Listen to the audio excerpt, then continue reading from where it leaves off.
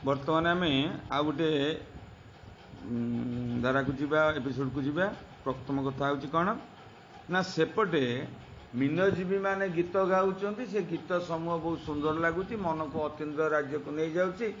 हाँ कौन से लोड़ा को इच्छा करुच्ची मन ता कवि जापार ना।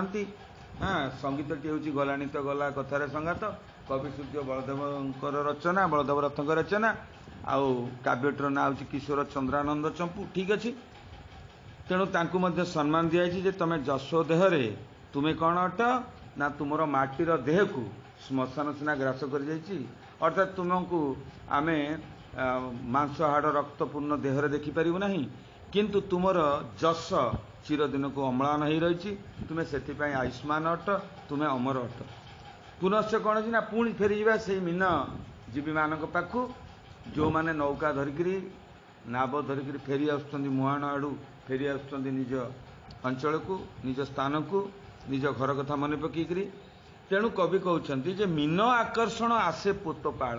पोतपाल माने डंगा चालक पोतपाल जे माने पोत को जी पाल करे अर्थात पालन करे अर्थात हूँ जमी आम कहे जिलापाल जिला को जी पालन करती पोतपाल अर्थात नावर जी नाविक तरणी रे जाली देलाणी मसला। तरणी माने डंगा मन रख तरणी न दीर्घ हूँ डंगा किंतु तरणी न हर्षे हूँ सूर्य तरणी। तेणु तरणी रे जाली देलाणी मसाला तरणी रे तो राति संध्या हो गलानी संध्या पर राति आसीज तेणु मसाल न देखा बाट देखा पुनश्च मसाल द्वारा आउ एक लाभ होता है कौन ना मसालर रूप सौंदर्य को देखी बा अग्निर शिखा को देखी है चिलिकार माछ माने डंगा मध्य को लंफ प्रदान करती एवं शुखिला को आसी जा फल ताकू धीवर अर्थात नाविक ताकू धरे एवं गृह को नहीं बिक्री कर जहाँ कर। तेणु से कहते जो अग्नि से जाली देती एटा किपरि देखा ना भव्य पापपूर्ण परि अटे से। हाँ स्पर्शे मारात्मक रूपे रम्य दिशे केमिति ना जो भव मान हूँ संसार रही जी तुमको आकर्षण कले मृत्यु सुनिश्चित पापर भंडार से तेणु से स्पर्श करिया मात्रे मारात्मक हो उठती किंतु रूपरे अत्यंत सौंदर्यमय देखते दिशा जाए। तेणु अमृतमय तांकर रूप नुहे ताने विषमय फल उपरे लाल लाल देखा जाउतले ताहा अत्यंत विषमय फल सदृश अटे।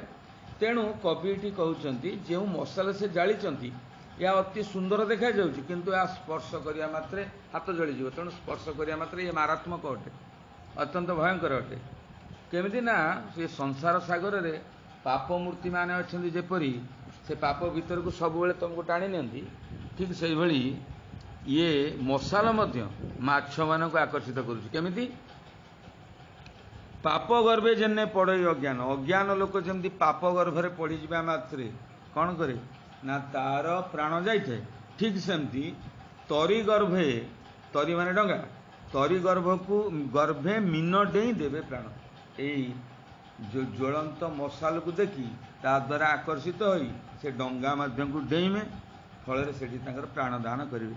ठीक से भाव में संसार रे अनेक सौंदर्यमय पदार्थ अच्छी किंतु जहाँ को स्पर्श करिया मात्रे ता मारात्मक अटे ता हूँ अज्ञानता। तेणु अज्ञान व्यक्ति यही भव रूपक पाप मूर्ति आड़ को आकर्षित हुए फल से मृत्यु मुखरे पड़े।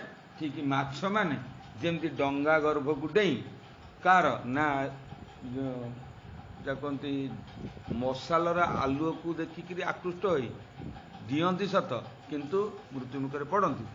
मनुष्य से भली हाँ रूप सौंदर्यर कौन आड़ को ढली जाए बा सौंदर्यमय पदार्थ आड़ को ढली जाए निजर हितायत ज्ञान बुले। हाँ अज्ञान व्यक्ति जमती भवर अर्थात संसार रे विषय रूपक विश्व को पारी मृत्युवरण करे ठीक से ही घटना घटे। परवर्ती जीवा केमिति डंगा आसुची ना तरंग दोहली दोहली बोईत थरे दिशे थरे हुए अंतर्थित। तेरे दोहली दोहली नावटी आसुची डंगा आसुची माछ धरा डंगा मीनजीवी मैंने तो जड़े आसुना एमती शह शह संख्यक मीनजीवी तांकर मसाला जाली डंगा गुड़िक बाही बाही से आसुच्च कूल देश को किंतु तरंगरे तरंगायित होई आसुथिबा दूरରୁ थिबा ए नावगुड़िक थरे थरे दृश्यमान हुअन्ति एवं थरे थरे दृश्यमान हेउ नथांती। एठी कवि कहउचंती दुखी मनरे जेमती आशार उत्थान और पतन घटे, आशा नूतन आशा, दुखी मनरे जेमती नूतन आशार उत्थान और पतन हुए, ठीक से बरी ये जो नियार शिखा जलु थाए चाजुल्यमान अवस्था थाए मशालर शिखा तेणु डंगा जो धोल धोली आसुए थरे थरे देखा जाए थरे थरे दृश्यमान हुए नहीं। अर्थात कौन दृश्यमान हुए नहीं, डंगा तो देखा जावर प्रश्न नहीं, केवल मशाल ही देखा जाए। तेणु से मशाल अंधकार मध्य थरे रही जाए पुणी आलुओ मध्य को प्रवेश करे, माने आलुओ तार देखा जाए। तेणु प्राय शिखा उठे पड़े घन घन, जो मशालर शिखा जो दूर दूर होकर जले ता बेले बेले देखा जाए, ता बेले बेले देखा जाए। कवि ताकू तुलना करुछंती का सहित ना दुखी मनरे मध्य आशा जे नूतन आशा पोषण करे, बेले बेले आशा तार उई उठे एवं बेले बेले आशा तार आशार पतन घटे। निशा गमे क्रमे लोक कोलाहल, निशा आगमन होईछि, निशा माने रात्रि, तेणु कोलाहल कमी जाइछि, निवर्ती अवनी हेउछि निश्चल। तेणु कोलाहल ठारू निवर्ती जाइछि अवनी माने पृथ्वी, निवर्ती जीवा माने अलगा हो जावा। तेणु कोलाहल शून्य हो जाइछि पृथ्वी एवं अवनी अर्थ पृथ्वी, पृथ्वी मध्य निश्चल हो जाइछि, ता माने कोलाहलहीन हो जाइछि एवं निश्चल हो जाइछि पृथ्वी, अर्थात सेई अंचल सेई स्थान। जल स्थल नभ ज्योत्स्ना परिप्लुत, इठी जल एवं स्थल भाग एवं नभमासमंडल सबुकिछि चंद्रंकर विधौत किरण रे रूपेली किरण रे सबु परिप्लुत तामाने धोई हो जाइछि। जा कहते सृष्टि दिशे जेने पारद धौत, सते जेपरी पारद को किए बोली देइछि, पारद द्वारा धोई देइछि पदार्थ, पारद देखा चिक चिक। तेणु धवलित ज्योत्स्ना सते जेपरी रूपेली पारद परी देखा जाउछि। समग्र नभ मंडल आकाश मंडल जलमंडल को से पारद धौत कर देइथिबार परिकल्पना करुछंती कवि। प्रतिबिंब राजी दीपे शैल तले, दीप एवं शैल, शैल माने पर्वत, पर्वतर कूलरे जो दीप समूह रही तार प्रतिबिंब नदी कण ह्रदर जल पड़ुची, स्पष्टाकार शोभे ह्रद अंतस्थले, स्पष्ट भाव में कौटी देखा जाउची ना ह्रदर अंतस्थल देखा जाउची हैला।